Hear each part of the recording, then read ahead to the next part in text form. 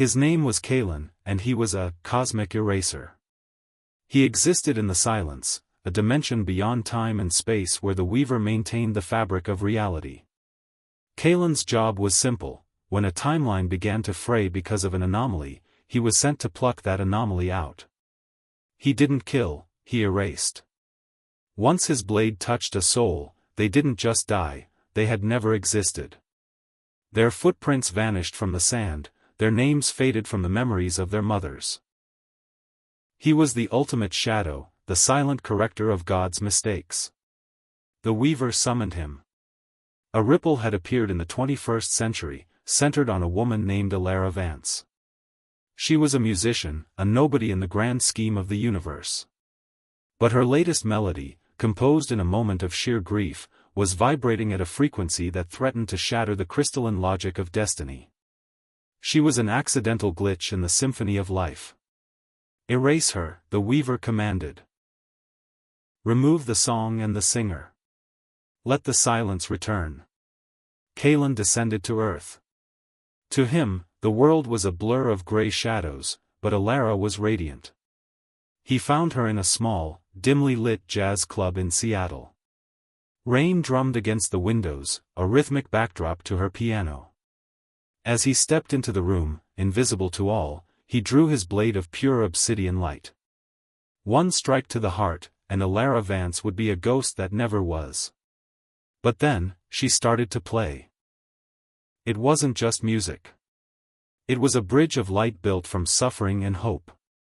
Kalen froze. In eons of existence, he had never felt warmth, but this melody felt like the sun touching the skin of a statue. For the first time, the eraser hesitated. He watched her, the way her brow furrowed in concentration, the way a single stray hair fell over her eye. She was so fragile, so temporary, yet she was creating something that felt eternal. Kalen should have struck when she closed her eyes for the final crescendo. Instead, he sheathed his blade. By doing so, he committed the ultimate treason. The gray world around him suddenly surged with color.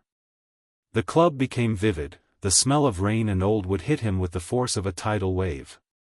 By refusing to erase her, he had tethered himself to her reality. He was no longer a shadow. He was becoming a man. After the show, Alara walked out into the alleyway. She stopped, sensing a presence. Kalen manifested himself, not as a cosmic executioner, but as a stranger in a dark coat.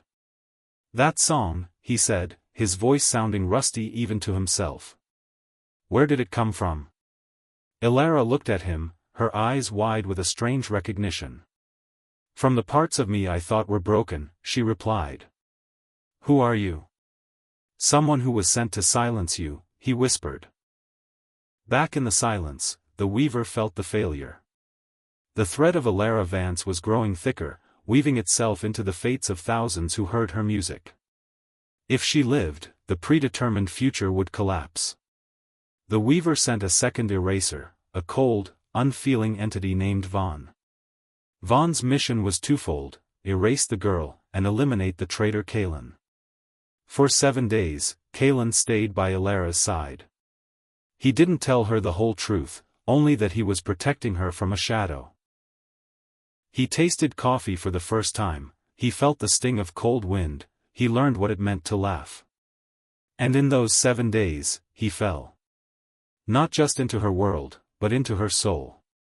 He realized that reality wasn't a perfect tapestry to be maintained, it was a chaotic, beautiful mess that deserved to exist because of its flaws.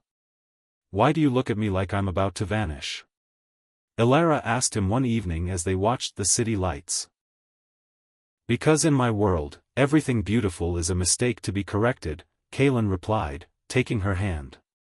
His skin was turning fully mortal, but he could feel Vaughn's presence approaching.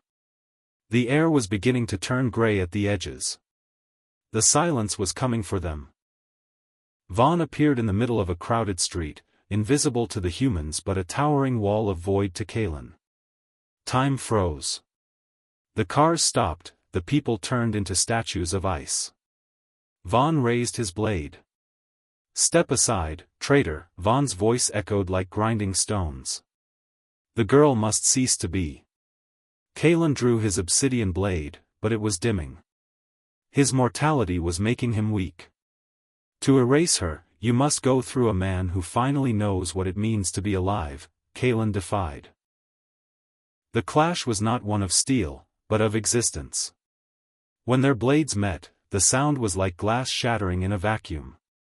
Vaughn moved with the cold precision of an algorithm, while Kalen fought with the desperate, jagged rhythm of a human heart. Every strike Vaughn landed didn't just cut Kalen, it tried to unmake his memories. Kalen felt the smell of Alara's perfume fading, the sound of her laughter slipping away. He was losing himself to the silence. But he realized that love wasn't a memory to be kept, it was a force to be wielded. From the frozen sidewalk, Alara watched. She couldn't see Vaughn, but she saw Kalen bleeding light. She saw him struggling against an invisible pressure that was crushing the very air. She understood then, he was dying for her song. She didn't scream, she didn't run. She sat on the cold pavement, closed her eyes, and began to hum. It was the melody that started it all. The frequency of the song began to vibrate through the frozen street, shattering Vaughn's hold on the local reality. Vaughn faltered. Logic could not calculate the resonance of a soul. The second eraser's form flickered, his edges blurring as Alara's song anchored Kalen to the now. Kalen saw his opening.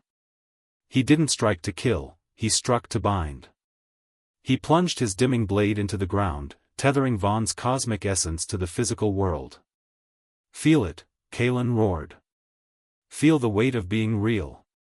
For a fleeting second, Vaughn's eyes showed terror, the first emotion a machine of the void had ever known. Before he dissipated into a cloud of gray ash. The silence surged back. The Weaver appeared, not as a being, but as a voice that filled the stars. "Kalen. You have murdered a part of the balance. The woman is a cancer in the tapestry. If she remains, millions will suffer. Their paths will deviate. Chaos will reign. Is one life worth the unraveling of everything?" Kalen looked at Alara. She was pale, exhausted, but her eyes held a universe of meaning. "Chaos is just another word for freedom," Kalen answered. The Weaver proposed a cruel bargain. "She may live. Her song may remain. But she will never remember you. And you, Kalen, will stay on this earth as a mortal, stripped of your light, with only the memory of what you gave up. You will age, you will bleed, and one day, you will cease to exist. Do you accept?" Kalen didn't hesitate. To stay near her, even as a stranger, was a better fate than being a god in the void. A flash of white light consumed the world. When it cleared, the street was busy again. The cars moved, the jazz club's neon sign flickered, and the rain turned back into simple water. Alara stood on the sidewalk, looking confused. She touched her face, finding it wet with tears she couldn't explain. She looked around, searching for a face that was no longer there. Kalen was gone. To her, he had never existed. Years passed. Kalen lived in a small apartment above a bookstore. He worked with his hands, fixing clocks, ironic, for a man who used to stand outside of time. He felt the passage of years in his aching joints and the graying of his hair. He was forgotten by the Weaver, a discarded tool. But every Friday night, he went to the same jazz club. He sat in the back, in the darkest corner, where no one would notice a lonely old man. Alara became a legend. Her music changed the world, bringing a strange peace to millions. She had never married, often saying she felt like she was waiting for a shadow that never caught up. On a rainy Friday, she sat down at the piano in the old club. She was older now, her movements slower, but the fire in her eyes remained. She began to play a new piece, a song about a silent guardian, a man made of obsidian and starlight. After her final set, Alara walked toward the back of the room. She was drawn to the corner where Kalen sat. He tried to look away, to hide his face in his collar, but she stopped in front of him. "I've seen you here before," she said softly. "Every week for 10 years. I just like the music," Kalen rasped, his voice fragile. Elara reached out and touched his hand. The moment their skin met, a spark of pure, cosmic light flickered, a remnant of the Weaver's failed erase. Her eyes widened. The memories didn't return, but the feeling did. The warmth he had felt eons ago now flooded her soul. She didn't know his name or his origins, but she knew he was her home. "Do I know you?" she whispered, a tear falling onto their joined hands. Kalen smiled, a tired, human smile. "No," he lied gently.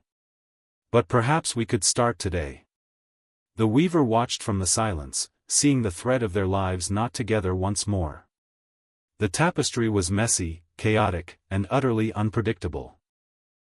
And for the first time, even the Weaver realized that it was beautiful.